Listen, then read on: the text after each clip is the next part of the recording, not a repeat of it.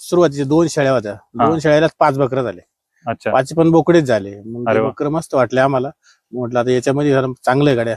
मग आम्ही ते वाढवता मग बोकडे विकले, परत 2 शेळ्या घेतल्या. म्हणजे 2 करून बोकड विकून तेच पैसे हा पाठी आणण्यासाठी घेतले. हा, पाठीला घेतले. पाठीमागे आपण ज्या संपूर्ण शेळ्या बघतो यांची संख्या किती आहे सध्या? 70 मोठाले शेळे, त्याच्यात बकरे 60 आणि बकरं आमच्या महिन्याला विकले जातात. सगळ्या मिक्स जातीचे आहे. काही काठेवाडी, तोतापुरी मिक्स आहे, काही उस्मानाबादी, काही संगनमेरी. अच्छा.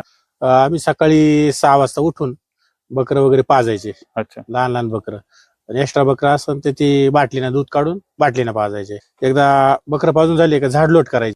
तर आपण सरांचं जे काही संपूर्ण शेड आहे ते शेडचं संपूर्ण नियोजन आता बघूया. हे आमचं ना कोंबड्याचं शेड होतं अगोदरचं जुनं. अच्छा. ते बंद केलं आम्ही आणि शेळ्याचं चालू केलं त्याच्यात.